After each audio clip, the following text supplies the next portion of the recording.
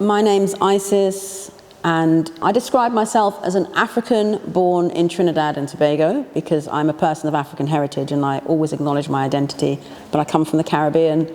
I came to the UK when I was 11 in the late 70s, and I've lived in the UK ever since.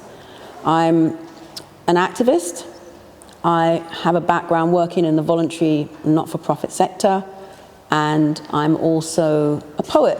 So it's really quite interesting to be sitting in Blackfriars Crown Court. I know it's not a working court anymore, but I do remember coming here. So I have a background where I worked as a paralegal, so I was involved in the criminal justice system from the 80s and the 90s and kind of stopped when I had my children. And one of the things that is really important to connect to Black History Month, and particularly to what happened this year with the murder of Breonna Taylor and the murder of George Floyd, and the movement for Black Lives in America and the Black Lives Matter kind of hashtag, is that people of African heritage, Black people, are disproportionately represented throughout, they call it the journey through the criminal justice system. A young man of African heritage is so much more likely to be stopped and searched on the street. Then there is the arrest rates being higher. Then there's the sentencing. They're likely to get higher sentences. And then less likely to get parole, more likely to find themselves in violent situations in the prison system. I saw this interview with this young woman, Alexandra Wilson, who is a young barrister, and she was stopped on 4 occasions, and this just happened, I think, in the last 2 weeks, and asked if she was a defendant. And I was just flabbergasted. I was horrified because I was like, 2020, this young woman is being asked if she's a defendant because of the color of her skin, because of her physical attributes.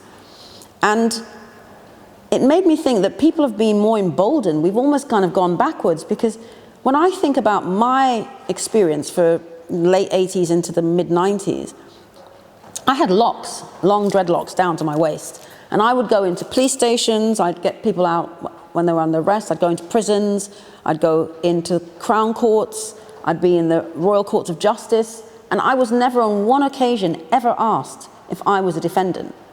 And I'm like, I'm trying to process, does that mean that despite all the work that we've done from the 80s coming forward, taking it back, thinking about Black History Month, that we've actually gone backwards?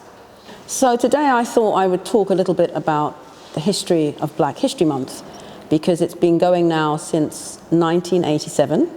So I was relatively young when Black History Month started, and I remember it started with the involvement of a number of people, but the people mainly credited for it are Ansel Wong and Linda Bellos.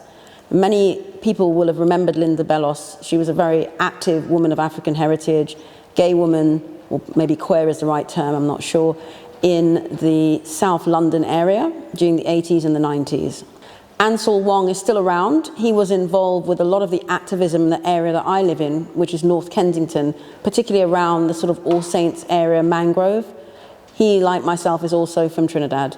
So it was introduced because at the time the GLC was just about to be abolished. I think it was still around, and there was a lot of activities, a lot of funding and initiatives around racism. There was a lot of anti-racist work going on. In fact, if I'm honest, I think in some ways things were almost better then than they are now. And so in the 1920s, I think we just Googled it, it was 1926, Negro History Month, as it was known then, because people of African heritage, we were labeled using that term, started in America. So it had a history of almost 50 years in America before it came here. But activists in the UK felt it was also important to bring it here. So why? Why do we have Black History Month? Why did it come to the UK? Black History Month is a way of recognizing the narrative around people of African heritage. Now you'll notice I use the term African. I'm a Pan-Africanist, and I don't tend to use the term Black, because although in America, Black is very clear, it refers to people like myself, people of African heritage. In the UK, there's a history of Black being used to mean political Blackness, So I'm trying to be very specific when I talk, and I use the term African to denote that people have their heritage and their ancestry on the African continent. So just to be clear on that one. So Black history or African history is central to the history of the world. In fact, I was involved with a local group in my area, and we made the point of saying African history is world history.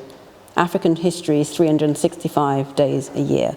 So Black history, African history had to have some form of recognition, and it wasn't having any of that. There was a feeling, particularly for young people and children in schools, what they were being taught wasn't embracing that, it wasn't celebrating it. It actually was almost whitewashing it. They were talking about, Wilberforce abolishing slavery, but failing to talk about, for example, the Haitian Revolution, where people of African heritage took their freedom and fought to become the first independent Black nation, we'd call it. They didn't talk about people like Sam Sharp and Nanny of the Maroons. They didn't talk about the people who fought for their freedom. They didn't talk about the presence of African people in the UK islands, probably even before Europeans were present here.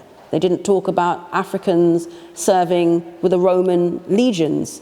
They didn't talk about Africans during Elizabethan times, or during Georgian times, or Victorian times. So there was a need to try and set that history right. Of course, people like Mary Seacole have become very, very well known. People like Claudia Jones, women who have contributed to this country. I think recently, for this year, the 2020 message from the leader of the Labour Party was acknowledging the role of Mary Seacole, particularly because of her work in the Crimean War as a nurse. Many people will know of Florence Nightingale, but it took until 2016 for the recognition of Mary Seacole. She had a stamp, and she now has a statue at St. George's Hospital. And I think with the COVID situation, Mary Seacole is really important, to acknowledge, as are many, many other, Oluwadu Equiano, for example. There are so many people of African heritage who've contributed to this country. So yeah, that's why we thought it's important to bring it to the UK. When I think about Black History Month in 2020, so it's like, 33 years that we've had it, I'm trying to think, what have we gained? So I spoke a bit about why we had it and why it was necessary.